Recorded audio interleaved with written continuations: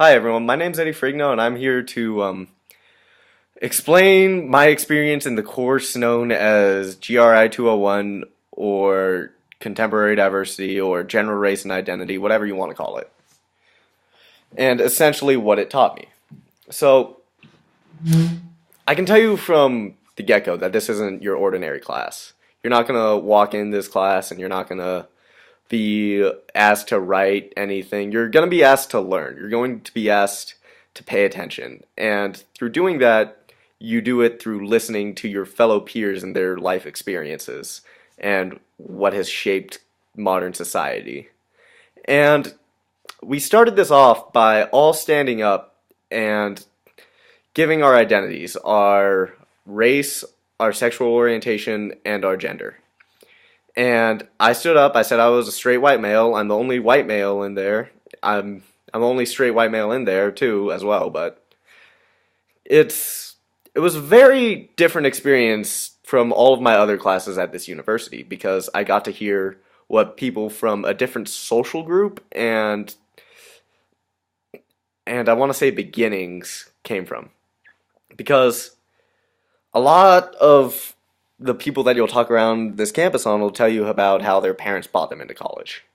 Whereas I have to talk to everyone in this class and I hear how people work their butt off to get here, how people are working a couple jobs just so that they can afford college. It's very different. And to explain essentially what we learned was Jody drew this line down the middle of the whiteboard.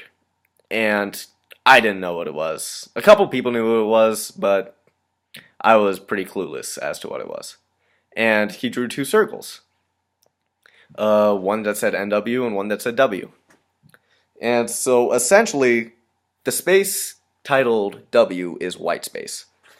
And what white space is it's everything based around white culture that history and media has projected throughout the year and pretty much white privilege and how off of racial capitalism and benefiting from your race, the white community has been able to not necessarily excel, but keep other communities down based off of their privilege. And honestly, I don't think I ever would have thought about that until this class. Because I grew up around a very accepting community. My best friend, Errol Nelson, he's a black, Hispanic male. He's also deaf. And he explained to me white space as well when I asked him. And what he told me essentially was I felt like I had to act tougher in white space as a black male because that's what people were perceiving me as. And I needed to do that so no one would fuck with me.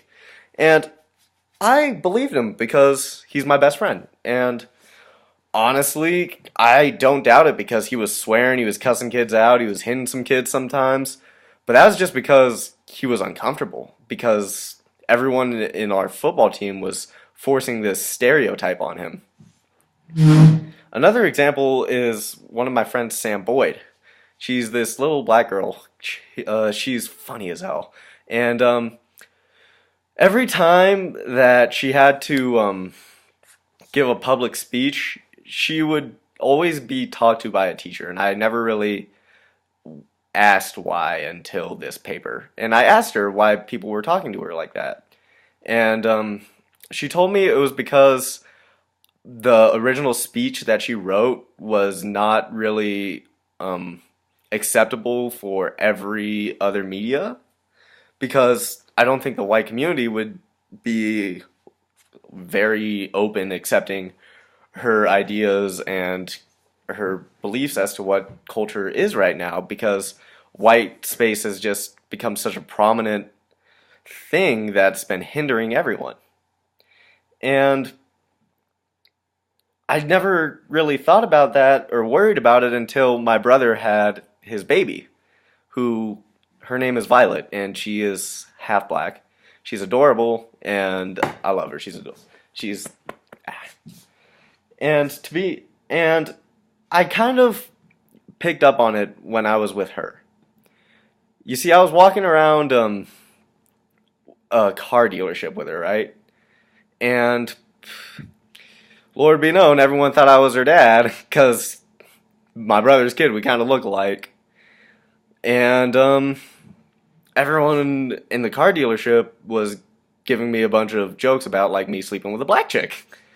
And I was just kind of like, listen, calm down. This is my niece. My niece is here. Don't be like talking about that in front of her. And it was just really weird to see people take advantage of something like that and just turn it into something derogatory, something that wouldn't really benefit anyone. It would just hinder someone.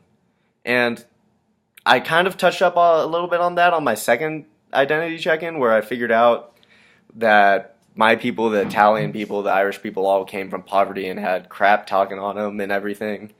You know, they had shitty jobs, la la la, but shit got better for them. Like, if you ask anyone, oh, if you're Irish, if you're Italian, how many people are going to identify as that as opposed to identifying as white, which is what white space has essentially done. And it has established this thing where everyone who is white is just white. No one is really their own unique thing. You're just white. And that's what society has merged into.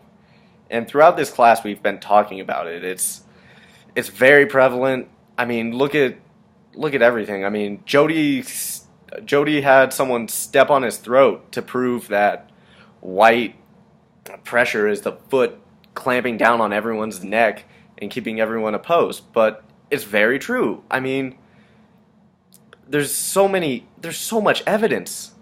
Look at the Trayvon Martin case. Look at the Stanford swimmer case. Look at everything in modern society. It's all based around this idea of white space and fitting into it.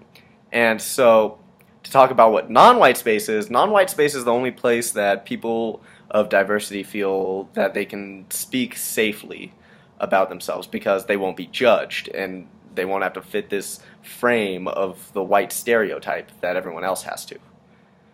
And it's very much a cool concept because it's true. And the thing about non-white space is the truth comes out in non-white space, whereas in white space you have to fabricate these things to please the media and such. But anyways, for the most part, this is what I learned in this class. It's very helpful in helping me identify and find who I am, being proud as a white male, being proud of my mother, being proud of my father, being proud of everyone who's raised me, and just every cultural aspect that's really touched in on that. So, yeah. Thank you. Goodbye.